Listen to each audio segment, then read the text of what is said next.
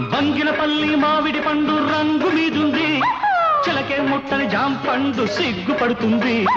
బంగినపల్లి మామిడి పండు రంగు మీదుంది, చిలకే ముట్టని జాంపండు సిగ్గుపడుతుంది. అది ఏ తోటదో ఏ పేటదో, అది ఏ తోటదో ఏ పేటదో.